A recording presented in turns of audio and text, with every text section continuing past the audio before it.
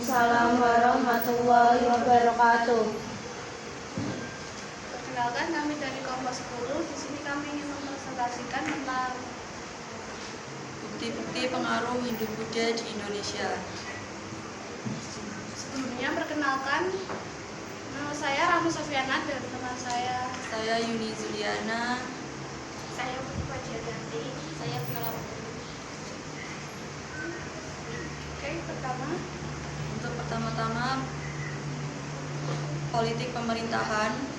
Sebelum masuknya Hindu-Buddha, masyarakat Indonesia menganut sistem pemerintahan berupa pemimpin suatu kelompok atau kepala suku. Pada sistem pemerintahan kepala suku, setiap pemimpin yang dipilih berdasarkan siapa yang paling berpengaruh pada kelompok tersebut. Namun, setelah masuknya Hindu-Buddha, sistem pemerintahan kesukuan berubah menjadi sistem kerajaan. Pemimpin dari suatu kelompok masyarakat berada di tangan seorang raja. Seorang raja mempunyai hak untuk mewariskan tahtanya secara turun-temurun. Pada sistem kerajaan, para dukun diangkat menjadi penasihat dan memiliki gelar brahmana serta posisinya berada di bawah raja. Sementara itu, kedudukan rakyat tetap sebagai waisya dan para buddha tetap berada di posisinya yaitu sebagai sudra. Yang kedua, kepercayaan dan filsafat. Bangsa Indonesia telah mengenal kepercayaan animisme dan dinamisme sejak masa pra-aksara. Masuknya pengaruh Hindu-Buddha memunculkan alkulturasi sehingga terdapat pemujaan terhadap dewa-dewa di Indonesia. Contoh terdapat di daerah di Indonesia saat ini, masyarakat Bali memiliki mayoritas penduduk penganut Hindu. Kehidupan sosial, seni, dan budaya mereka cukup kental dengan tradisi Hindu. Selain Bali, masyarakat di kaki Bukit Tengger di Malang, Jawa Timur juga mengalami keyakinan Hindu. Yang ketiga, ada seni bangunan atau arsitektur. Catatan sejarah mengatakan bahwa di Indonesia ada banyak kerajaan zaman yang berlatar belakang Hindu dan Buddha. Maka dari itu ada banyak sekali bangunan yang dibangun pada zaman itu bercorak Hindu dan Buddha. Hingga saat ini beberapa bangunan yang dibangun pada zaman kerajaan Hindu Buddha masih bisa kita lihat.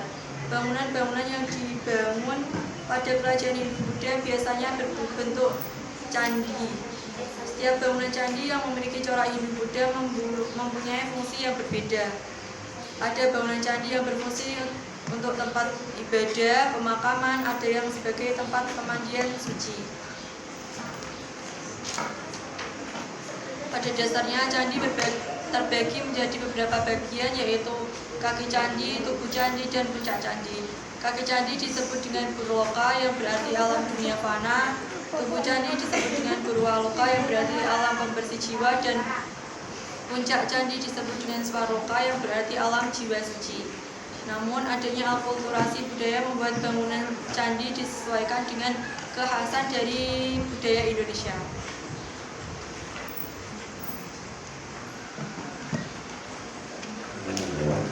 Grametz pernah membandingkan candi yang berada di Jawa Tengah dengan candi yang berada di Jawa Timur. Candi yang ada pada dua wilayah tersebut memiliki beberapa perbedaan, yaitu Candi Jawa Tengah. Pada umumnya, candi yang berada di Jawa Tengah memiliki bentuk tambun yang dihiasi dengan kala makara atau wajah raksasa. Hiasan kala makara umumnya terletak pada pintu masuk candi. Puncak candi yang ada di Jawa Tengah memiliki ciri khas dengan bentuk stupanya dan bahan utamanya berupa batu andesit. Arah dari candi ini mengarah ke timur, dan candi di Jawa Timur. Candi yang terletak di Jawa Tengah biasanya memiliki bentuk lebih ramping dan ada hiasan yang lebih sederhana dibandingkan dengan kala makara di pintu masuk. Jika candi di Jawa Tengah, puncak candi berbentuk stupa, maka candi di Jawa Timur berbentuk kubus. Bahan utama dari pembuatan candi di Jawa Timur adalah batu bata, sementara arah dari candi ini lebih mengarah ke barat. Berikutnya ada seni sastra. Bahasa Sanskerta sangat besar pengaruhnya terhadap perkembangan sastra Indonesia. Bahasa Sanskerta banyak digunakan dalam istilah-istilah pemerintah dan kitab kuno. Misalnya Arjuna Wiwaha, Baratayuda, Gatotkaca, Arjuna Wijaya, dan sebagainya. Selain Sanskerta, bahasa Pali, Tamil, dan Urdu atau Hindustani juga memperkaya kosakata bahasa Indonesia. Pengaruh bahasa Sanskerta berlanjut pada proses penyerapan bunyi. Perubahan bunyi pada serapan ini terjadi karena logat setiap suku bangsa berbeda. Misalnya, Tirta berarti air, Eka berarti satu, Kaka berarti waktu, atau dapat juga berencana, dan masih banyak lagi. Aksara tertua yang ada di Indonesia ditemukan di Kutai, Kalimantan Timur, dan terletak pada batu Prasasti Lipa. Prasasti Lipa ditulis dengan huruf Pallawa dan bahasa Sanskerta. Pada awal kemunculan aksara Pallawa digunakan untuk menulis suatu hal di batu prasasti dan di karya sastra. Setelah mengalami berbagai macam perkembangan, maka aksara Pallawa mengalami perkembangan menjadi aksara Hacaraka. Aksara Hacaraka digunakan untuk menulis aksara Jawa dan Bali.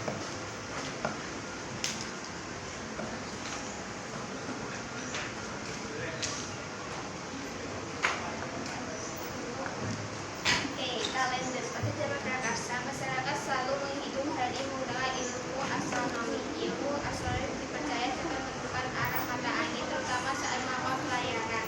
Bahkan dalam menentukan waktu panen juga menggunakan ilmu astronomi. Akan tetapi masuk yang berguna ke Indonesia memberikan pengaruh terhadap masyarakat Indonesia berupa perhitungan waktu berdasarkan penambahan tahun. Kalender tahun Saka memiliki jumlah hari yang terdiri dari atas 365 hari. Sedangkan tahun Saka, tahun Masehi memiliki selisih tahun yaitu 78 tahun. Tradisi dari kebudayaan Buddha di Indonesia masa kini.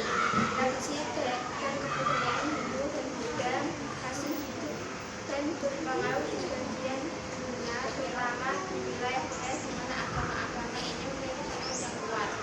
Upacara keagamaan adalah ritual keagamaan Hindu dan Buddha masih dilaksanakan secara rutin. Kuil dan stupa Buddha masih menjadi pusat aktivitas dan budaya. Festival-festival adalah berbagai festival keagamaan dan budaya diadakan untuk merayakan tradisi ini.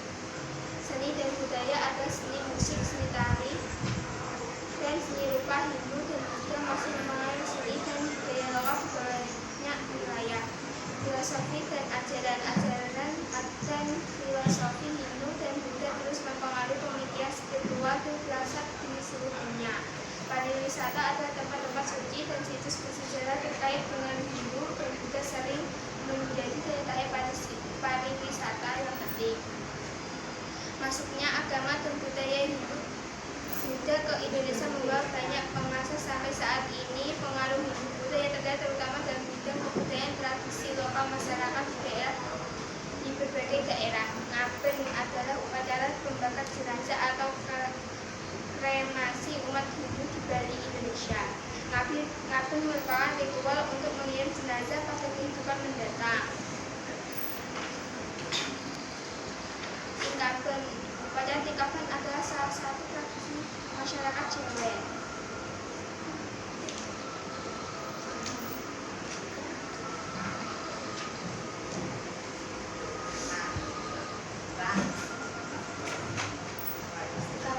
Tradisi sekarang merupakan bentuk rasa syukur yang dimiliki masyarakat pesisir di Nusantara. Masyarakat terutama para nelayan setiap tahun melakukan sedekah laut sebagai bentuk rasa syukur untuk Tuhan akan menjaga keselamatan para nelayan dan membantu perbaikan penghasilan. Sedekah bumi. Sedekah bumi merupakan tradisi tahunan masyarakat di Pulau Jawa sebagai ungkapan rasa syukur dari hasil bumi yang melimpah. Tradisi sedekah bumi biasanya dilakukan oleh para petani atau nelayan yang menggabungkan hidup dengan memanfaatkan kekayaan alam. Pada tradisi sedekah, warga Hinduan yang kembali berkumpul menyatu di tempat sesepuh kampung di balik desa atau tempat-tempat yang telah disepakati oleh seluruh masyarakat setempat. Upacara Kasada. Kasada merupakan upacara tahunan yang selalu diselenggarakan oleh masyarakat asli Tengger. Upacara ini diadakan setiap bulan Desember atau Januari. Kasada merupakan upacara ucap syukur yang dilakukan masyarakat Tengger kepada Sang Hyang Widi. Dengan upacara ini, masyarakat sekitar meminta panen yang melimpah dan kesembuhan untuk segala macam penyakit. Masyarakat juga memberikan persembahan kepada dewa yakni dengan melempar sesaji ke kawah Gunung Bromo.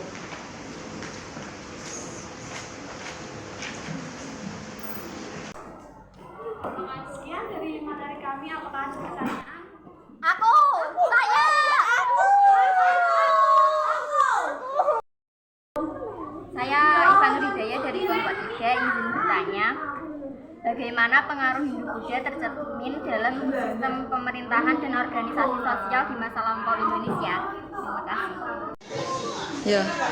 Perkenalkan, saya Nur Azizah dari kelompok 4. Izin bertanya, sebutkan 3 kerajaan Hindu yang besar dan penjelasan yang singkat.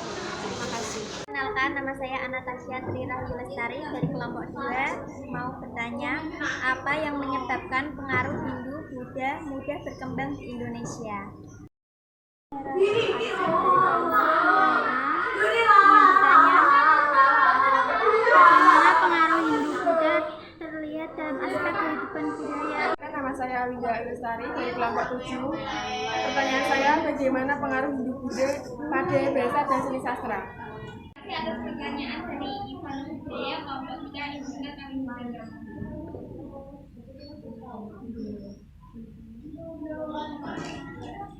Pengaruh Hindu-Buddha tercermin dalam sistem pemerintahan dengan konsep raja sebagai penguasa bumi dan dalam organisasi sosial melalui samurai masyarakat candi-candi dan seni arsitektur mencerminkan pengaruh ini pada masa lampau Indonesia.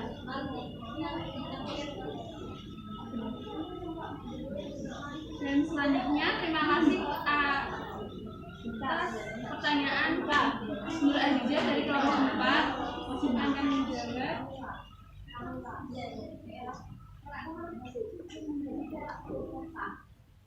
Tiga kerajaan Hindu yang besar dan penjelasannya yaitu 1. Kerajaan Kutai merupakan kerajaan tertua dalam Indonesia. Prediksi muncul pada abad ke-5 Masehi. Kerajaan Kutai terletak pada Muara Karman, Kalimantan Timur, tepatnya di Sungai Mahakam. 2. Kerajaan Tarumanegara, kerajaan tertua dalam Indonesia dan terbesar di Nusantara pada masa jayanya. 3. Ada kerajaan Singasari. Kerajaan ini merupakan kerajaan tertua dalam Indonesia yang berada di Kota Malang, Jawa Timur.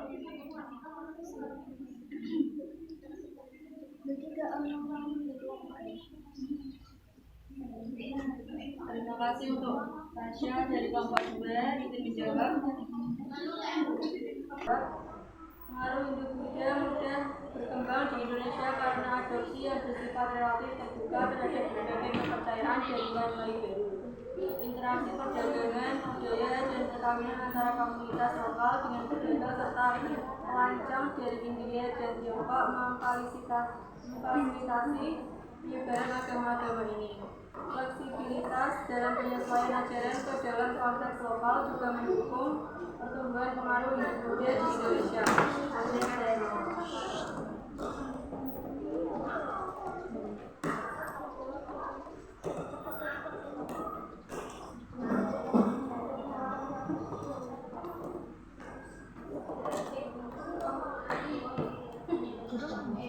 Terima kasih atas pertanyaan Aisyah kelompok 5.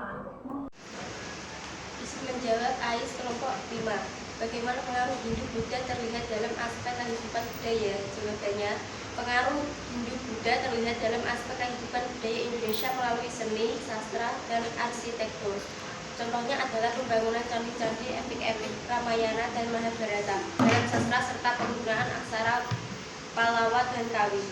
Nilai-nilai moral dan etika dari agama Hindu-Buddha juga menciptakan fondasi norma-norma budaya yang masih terlihat dalam tata nilai masyarakat Indonesia.